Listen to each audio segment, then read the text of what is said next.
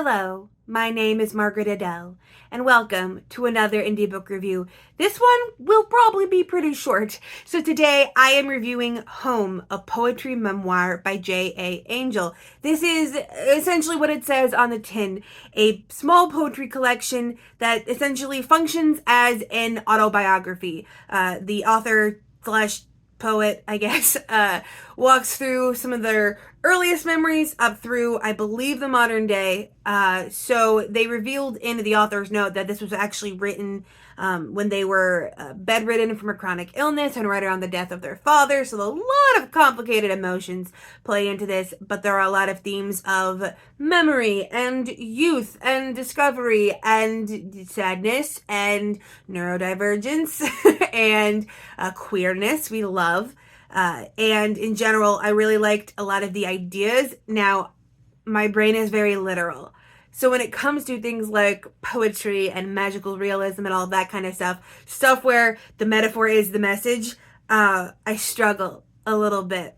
So I can glean some kind of information from some of these, like, the fact that they are queer and neurodivergent, and they once lived in a temperate climate and then grew up many years in a desert climate and then moved back to a temperate climate. Like, that's what I can gather. But I did not get a lot of the details. Maybe there weren't details. Maybe it was meant to be vague. But a lot of times when I read pretty metaphors, my brain just goes, that's a pretty metaphor, and nothing else. Nothing else sticks. It's just the pretty metaphor. But I did really like this one. I loved all the imagery of the desert, the talk of mountains looking like storm clouds to a young eye, and the sky feeling endless. And it was one of those, oh man, should I move to the desert? But then I remembered that I hate feeling sweaty and I love long sleeve shirts. So no desert for me. We're going to stick to temperate climates. But there's a lot of talk of things like neurodivergence.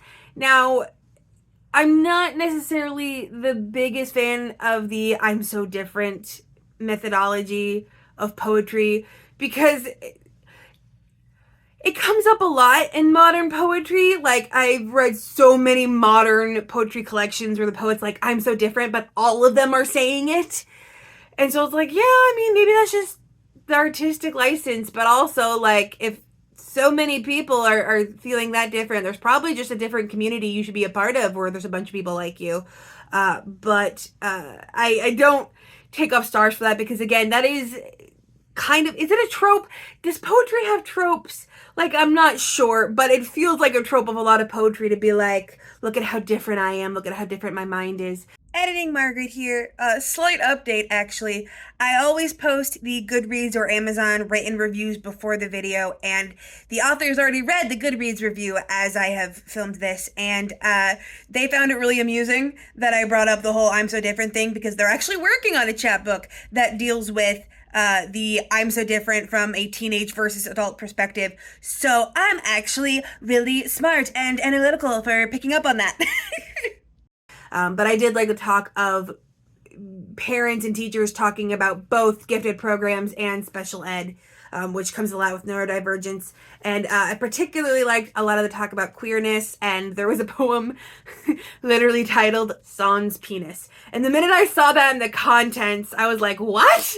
I must read that poem. I read it in order, obviously. I didn't jump around, but it was really funny. It was basically a poem about the author's first time having sex, but because it was, none of the bodies involved had penises, like, does it count as sex? Because a lot of times, especially as kids, we're raised to believe that sex is a certain thing. So if there isn't a penis involved, it must not be sex, like that kind of idea. I loved all those aspects. Obviously, there's a lot of talk of darker subjects, a lot of talk of chronic illness. The author is disabled, and just in general, a lot more of that deeper stuff. It is very much the modern style of poetry.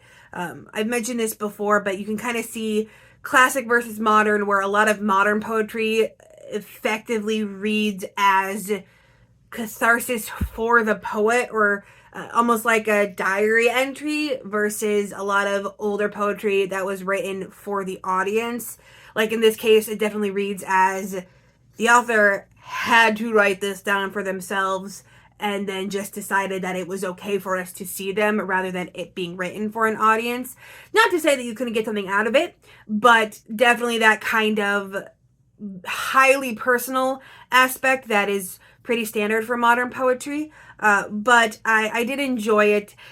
Probably, again, some aspects behind the metaphors probably went over my head, but a great pick for anyone who wants a poetry collection, especially a shorter one. Like I said before, there's fewer than 50 poems in here. However, you might want to sit with them and ruminate on it. But for my part, I just enjoyed the pretty words, especially the descriptions of the desert. That was probably my favorite. And with nothing else to say, I hope you have a wonderful day and a marvelous tomorrow.